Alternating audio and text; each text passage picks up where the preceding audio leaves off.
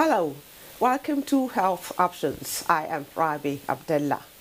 On this episode of the program, we are going to discuss disease under the acronym DATIS. Not familiar with the acronym? Well, DATIS stands for deficiency, abuse, toxicity, infections, injury, sedentary living, and stress. There are certain things that cause diseases in the natural realm that you must know, and that will only be possible if you invest your time with us on the program. On Nature's Scanner, we shall share with you a video on simple trick to lower blood pressure.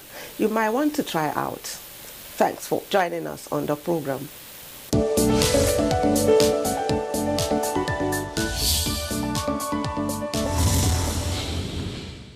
If you're just joining us, this is Health Options, and we want to discuss disease under the acronym DATIS. And to take us through this is an integrative medicine expert and neurotoxicologist, a familiar face on Health Options, Dr. Tor Abide. It's nice to see you again, Dr. Abide. It's always my pleasure, Rabi. Okay, DATIS, D-A-T-I-I-S. DATIS is an acronym that is strange to me, and I'm sure to some other people out there. But you're the expert here, so we'd like you to start by breaking down DATIS. What is DATIS all about? Well, thank you very much, Rabi. In these days and in any other frame, learning is becoming easier. So you can see that using 7 different letters, we have just defined the causes of disease by saying DATIS. Start with the D now. Give us the breakdown. Yeah, maybe before I start with the D, okay. I like to make these statements right up front, and that is to say that man is born to live and die. How soon you live and, how well you live and how soon you die depends on your lifestyle. How many years or for how old can man really get to? Very good. One is supposed to live up to 130 years. Actually, life just begins at 70. But how you are close to these numbers, it depends on your lifestyle and then diet, which is what forms DATIS. Okay. So, start now with the D, okay. the D in the DATIS. D stands for deficiency. Okay. Deficiency simply means you are supposed to have this, or in terms of our bodies, certain nutrients, certain micronutrients, certain macro and micronutrients, and you don't have them enough. So once that state is created, you are said to be deficient. There are actually 3 what you call the macronutrients when you talk about diet and nutritional factors. There are macronutrients. You're talking about the carbohydrates, you talk about the protein, then you talk about fats, and then oil. The 6 balanced. Yes, this is actually we no longer use the word balanced diet. We use adequate diet. Oh, okay. The 6 adequate diet. Yes. So you should make sure that simply put that your diet should make up each of these 3 major macro, nutrients. So the macronutrients. That's carbohydrate, protein, fat, and then oil. However, there is also what we call the micronutrients. These are the ones that the body requires in smaller amounts. You're talking about milligrams. You're not talking about maybe a cup of porridge or a handful of pounded yam. It's just no, minute. just minute. Okay. In units expressed. Some of them are even expressed as being needed in nanograms. That is 10 to the power of 9. You see, so they are very, very, but put together they are very, very essential. You can see that our body actually requires about over 60 minerals that our body requires. It requires over 30, vitamins that the body requires. Without some of this, you will see that the body cannot function properly. Take, for example, deficiency. There is what we call the principle of one cause and many problems. That is to say that in one of these micronutrients, take for example zinc, take for example selenium, the deficiency of one can result in about 9 different symptoms. that you are seeing. This reminds us of the fact that the body actually works together. This idea of looking at the heart differently, looking at the liver differently, looking at the, the kidneys differently, doesn't exist. It doesn't hold in this contemporary understanding of, medicine and the way the body actually works. What are some of those things the absence of zinc deficiency could cause in the body? Take, for example, when the coronavirus, that is a SARS-CoV-2, comes into the body requires a lot of, or the virus requires a lot of zinc. It cannot mops up the zinc in the body so that it can do undergo what you call viral replication. Okay. That's why there is zinc deficiency in presence of, of the virus in COVID-19. Okay. So you see, that is the reason and the rationale behind giving zinc to, COVID-19 patients. And zinc is also emphasized to actually prevent for prophylactic and prevention, purposes. Each of these viruses has their own different macronutrients that they need to actually mobilize themselves in the body. Selenium is associated with HIV viral deficiency. Zinc is associated with SARS-CoV-2 virus. And vitamin C is associated with Ebola. And that's why you see, once the Ebola virus gets into the body, it mops out vitamin C. That's what results to a condition known as scurvy. Then you see you have bleeding of, the mucous membrane and then causing, bleeding. Are you saying that now more than ever, people should endeavor to find out where they stand, where these very, very important micronutrients are concerned? Very, very intelligent and very important point that you have made. Yes. And that is to say that individuals or people should no longer just go on taking some of these. First of all, you want to establish there is what we call the required daily average. That is under the normal settings. Take, for example, in case of zinc, the normal required daily average for zinc is just 8 milligrams in case of, women, and then 11 or 12 for, men. Okay. However, in disease state, you require much more than that, or in deficiency state. In fact, there is a normal requirement, there is deficiency state, and there is disease state. The amount at each state keeps increasing almost tenfold. That is to say, if a woman requires 8 milligrams of zinc in normal,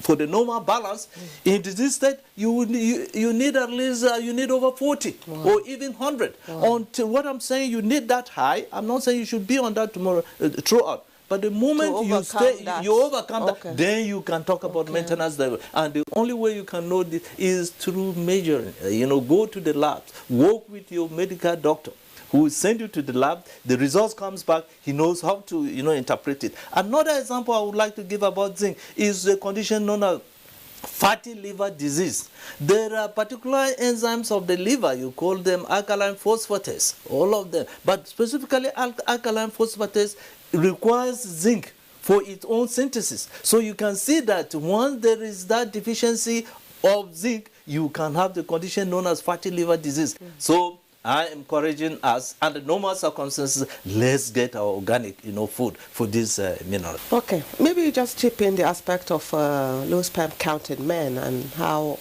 these micronutrients, Yeah, specifically, one of the important roles or functions of zinc in the body is is associated, directly affects the fertility, or what you're talking as infertility, precisely. Low sperm count, and even the libido. This is why you see that. And then associated also with, erectile dysfunction. Also, zinc deficiency is associated with what we call congenital malformations. And things like it's associated with Down syndrome. So you see that a woman who is pregnant and is zinc deficient, you see that he would born a baby that would have a Down syndrome. Also, there's what we call the sudden infant death syndrome. It's also associated with zinc deficiency. A woman who is deficient in zinc, even when it delivers that baby, the baby dies suddenly. Wow. Also, another one that works hand in hand with zinc is also copper. It's also very important. Copper is very important in the formation of maturation of red blood cells. So men that are contending with infertility could actually have their zinc level checked. Very well, very well. And they should do this in conjunction with their own medical, doctor. Honestly, most of these problems that we think complicated, they are simple. You will be surprised that some of these mineral supplementation can correct some of these problems that you'll be running around for, years, because the body depends on that. The simple deficiency is deficiency. No amount of IVF that you will do and you have not corrected that zinc deficiency or copper deficiency or any of these vitamins and minerals that are associated with retention of, pregnancy will make that baby to, come to term. No. Okay, so let's move on to the A in the abuse now. Yes, abuse. A stands for abuse. And what do you mean by abuse? We all know that, you hear of drug abuse. Yes, there is certain, you can abuse your body. And once you abuse your body, then it results to so many conditions, disease, conditions. Take, for example, the use of, narcotics, the use of some of these, like amphetamines, the use of, cocaine, the use of tramadol, all of them that is being used. Hard drugs, simply put. They actually go to impair and interfere with the the central nervous system. Specifically, it affects what you call the neurotransmitters. These are chemicals that help the brain, to coordinate, communicate with one part and the other. The brain, if you look at the architecture of the brain is arranged in different, what you call nucleus, that functions and controls certain functions. Like the hypothalamus is associated with the control of, temperature. Look at but then the other parts of the brain, like the caudate, putamen, and then the globus pallidus, all of them, they have different functions. The neurotransmitters, for example, there is one known as dopamine. Dopamine is what actually regulates and controls the fine motor movement. That's why we're able to move and deficiency of dopamine, you can see that is what results in Parkinson's disease. Those fine movement control, they are no longer there, they are lost. Okay. You talk about abuse, you also think about sleep. Lack of sleep or sleep deprivation. You are abusing your body. The body is supposed to sleep. Yeah, not adequate sleep. The body is supposed to get 7 to 8 hours at night. Then this should be at the right time. But you are abusing, you sleep only 3 hours or more so at even wrong hours. Sleeping 2 a.m., 3 a.m., this in. Melatonin cycle is already gone. We had talked about melatonin before. So it is very important. It is very important for us not to abuse our body like alcohol. Excessive alcohol intake is also abuse. Talk about smoking that is associated with the lung cancer. Yeah. It is also abuse. So if somebody will say your lifestyle is actually makes you whether to attain that 130 years or start life at just 70 when you are physically fit. Actually, no one ever dies of old age. We die because as we age, as a result of our lifestyle, which was wrong, that as we have discussed, then disease comes in.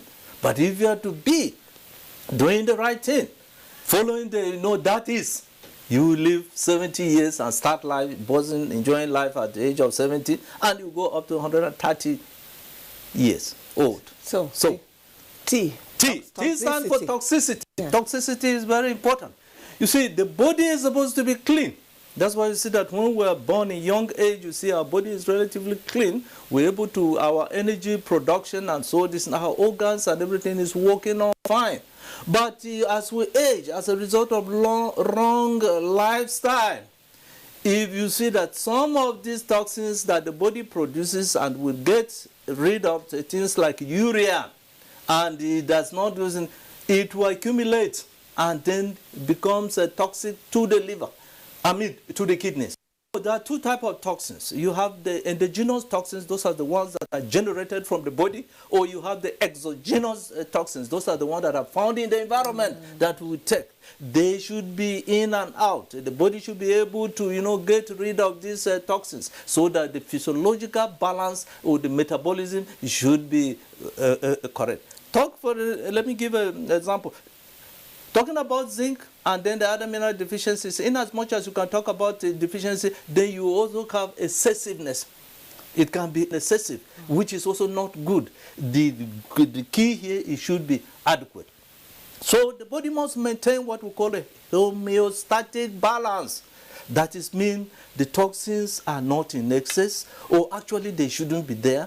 And if there are accumulating, the body should be able to get rid of them. If the body doesn't get rid of them, then disease, you are inviting disease comes in. Because what is happening is that disease is nothing but decreased ability of the body cells to utilize oxygen. Sure. In a toxic environment, oxygen cannot be used. And oxygen is very important in production of energy. So once you find oxygen there and it is not being used, you are inviting trouble. Or take for example, there is supposed your blood flow in the body is supposed to be clean. You have two types of blood flow. You have the venous blood and then you have the arterial blood. The venous blood is deoxygenated, then the arterial blood is oxygenated. And even if oxygen is not enough, you see that you are not able to carry on this proper. And some of these macronutrients, as Adelia said, they are involved in the function of the white blood cells, which are the major cells for the immune system.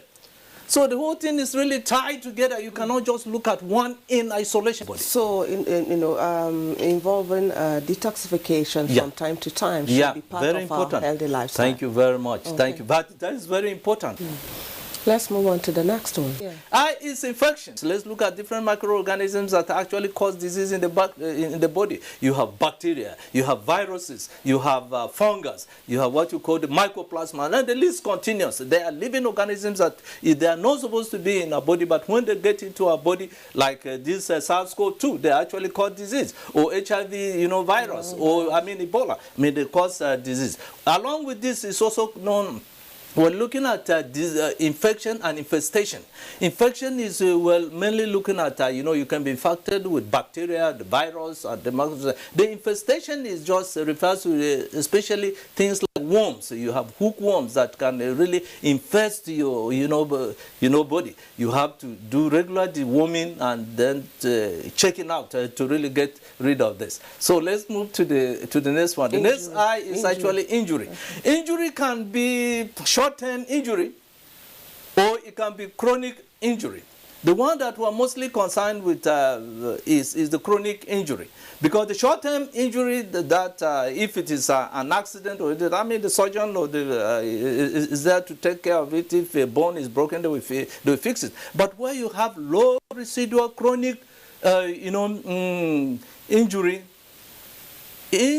or chronic, it leads to chronic inflammation. And inflammation is the hallmark of diseases.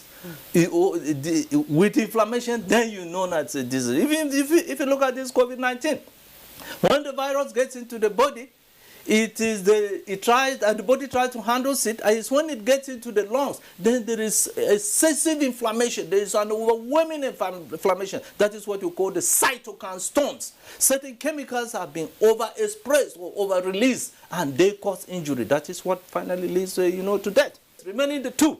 So the two are the sedentary living and then the stress. Let's do sedentary living. Sedentary living is lack of activity, inactivity. And let me emphasize here that it is important. This exercise, ties down with exercise. Exercise is really very important. Of the two fluid systems that controls and regulate most of the metabolic functions in the body, that is the blood and the lymphatic system. The blood is actually taken care, pushed around the body by the heart. But the lymphatic system, which is very important component of our immune system, needs you to move. It is when you move that your lymphatic system actually moves. Okay. Now last. So don't just tie yourself to one place. Don't tie it. That's why we emphasize exercise. Need for exercise. Ideally, you're not supposed to sit. I'm talking to executives and all that office holders. You're not supposed to sit in one seat for more than 2 hours. Yeah. No. You People have to get up. To use the stairs. Yes, move around. Don't just go. Yes, move around. And then exercise is really very important, especially walking. When you come to a certain age of about 40, 50 and above, some people cannot tolerate this, jogging. So walking in the morning, like I walked this morning for at least 45 minutes. I do that around where I live. Very important. Not only are you taking fresh air, you're also moving your joints, helping your lymphatic flow, and then getting things come in. And then exercise is also associated with secretion of certain hormones known as endorphins. That is what makes you happy. That's why when you do exercise, you feel happy, you know. So you're usually in high spirit when you do exercise, because I feel it. Okay, I feel it when, you know, so Rabi agrees with me, so we better listen. Thank you. Sure. Then the last one is what? Stress. Stress. Stress is having your body or being under a condition that your body is overburdened. There are many causes of stress. Lack of exercise can also be it will cause stress in a reverse way for you. Then you can have this what you call emotional stress, where you are in a toxic relationship. It can also affect you. You also have mental stress. Maybe at your place of work you have too much, your brain is always charged, you have a deadline, submit this, do this. But the cause is not just only, but the effect. Because under stress, the body is induced to produce certain chemicals. Like, first of all, there is one known as adrenaline. That is what you call fight or flight, syndrome. Adrenaline comes and kicks in, boom. And that's what really enables you. As we're talking in here, if a lion comes in here, I'm sure you guys will jump through this. That energy level, boosted energy level comes in. Another chemical that is associated with stress is known as cortisol. Cortisol, unfortunately, it is secreted by the adrenal glands. And it has the effect of suppressing the immune system. And again, how do you avoid stress? Yes, is by exercise. Then this thing called about what? L-O-V-E, love. If you're able to give love and get love, it helps you a lot to really overcome, stress. You have a free mind. Then spirituality. You know that there is somebody greater than all the human beings that are in here. Some that are wicked to you, some that are good to you. There is somebody greater who is overall, in charge. So once you have that faith, you're able to, move, confidently. You don't allow yourself to be depressed. Have a clean relationship. Love. Learn to do exercise. Have leisure time. Learn to have vacations. Do things like that. They're all good for you, and you avoid the stress. Thank you so much. There's been so much we got from you on this episode of Health Options, and we're hoping that Nigerians will put some of those things into practice for their own safety and well-being. Thank you so much for coming on the program, Dr. Tom Abidi. Always my pleasure.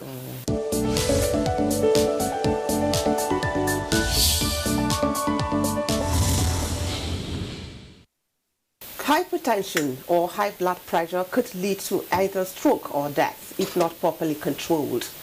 Take a look at this video on simple trick to lower blood pressure.